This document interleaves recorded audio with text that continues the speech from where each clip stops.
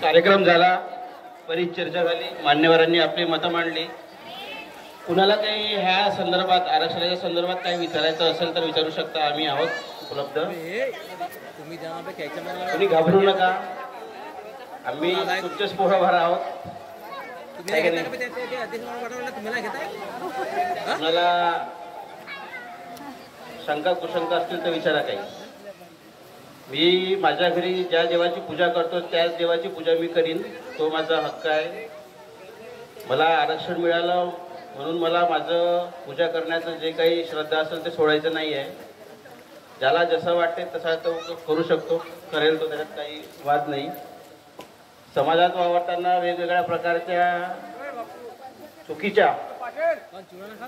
चुकीची माहिती दिली जाते किंवा चुकीच्या पद्धतीने काहीतरी त्याचं वर्तन केलं जाते. तर कार्यक्रम घेणं, सर्व माहिती सांगणं हाच उद्देश न ठेवता तुमच्या काही शंका असल्यास, तुम्हाला काही विचारायचं असल्यास तुम्ही विचारू शकता. आम्ही तो तुमचं समाधान करण्याचा प्रयत्न करू.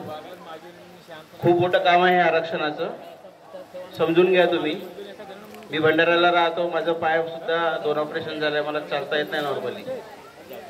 आमचं साकोलीवासियांना अशी विनंती आहे, सर्वच 15 तालुके जे आहेत त्या तालुक्यांना अशी विनंती आहे की तुम्ही एक मोठा कार्यक्रम तालुक्याला आयोजित करत जा आणि आम्हाला बोलवत जा.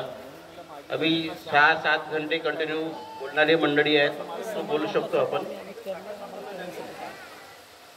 शाखा स्थापन करण्यासंबंधाने या गावची जे काही शिकली सवरली मंडळी आहे त्यांनी पुढाकार घ्यावा. सर्वच प्रकारच्या वर्गाचा म्हणा किंवा सर्वच, एक शिकला ग्रॅज्युएट पोरगा बी पहा, एक चांगली पोरगी बी पहा शिकली, त्याचं थोडंसं गावामध्ये होल्ड असेल, त्याचं कुणी ऐकत असेल त्याला त्या याच्यामध्ये घ्या, समितीमध्ये. तुमच्या समिती मजबूत करा, कार्यक्रम आयोजित करत जा, थोडासा गुण्यागोविंदाने राहा. हा खूप मोठा आरक्षणाचा विषय आहे, थोडा समजून घ्या. आणि आम्ही नेहमी नाही येऊ शकत, प्रत्येक गावाला जाऊ नाही शकत. त्याच्यामुळे ज्यांना कुणाला अजून शिकायची इच्छा असेल, ज्याला काही समजते, ग्रॅज्युएट झाला आहे, त्यांना आम्ही जवळपास 100-150 लोकांचं ट्रेनिंग सेशन घेणार आहोत. जेवढं आम्हाला माहिती आहे तेवढं तुम्हाला पण माहिती झालं पाहिजे. मी कुठपर्यंत पूर्ण आहोत, मी आज आहे उद्या नाही आहे. ते मनोज केवट आज आहे उद्या नाही आहे. जनार्दन नागपुरे सर आता जवळपास 70च्या वयाच्या याच्यात असतील, आज आहे उद्या नाही आहे. आमचं जे व्हायचं ते झालं. आता हे लहान पोरोबार आहेत, तर त्याच्यासाठी करणं आहे. नागपुरे सरांनी सांगितल्याप्रमाणे खाऊन पिऊ सुखी हो, मी मला पण पेन्शन लागू आहे. ठीक आहे, धन्यवाद.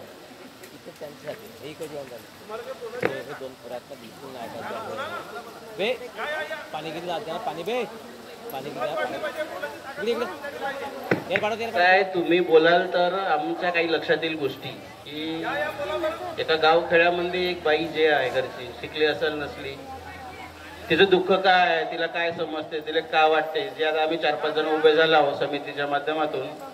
समितीकडून काय अपेक्षा आहे तुमच्या? कारण आम्ही वेगळ्या पॅटर्न काम करणारे माणसं आहोत.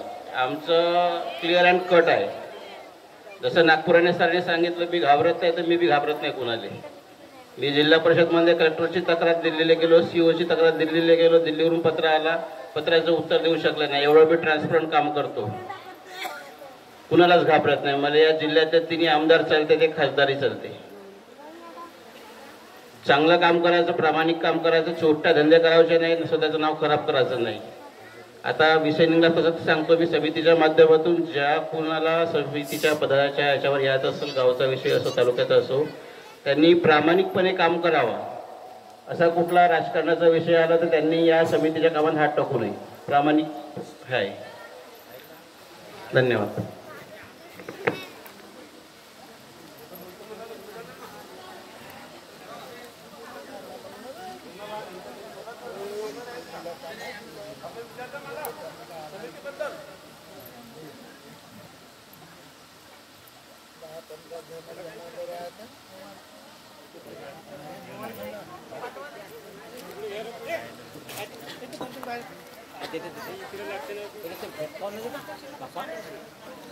खाली आणून अरे काऊन बाबा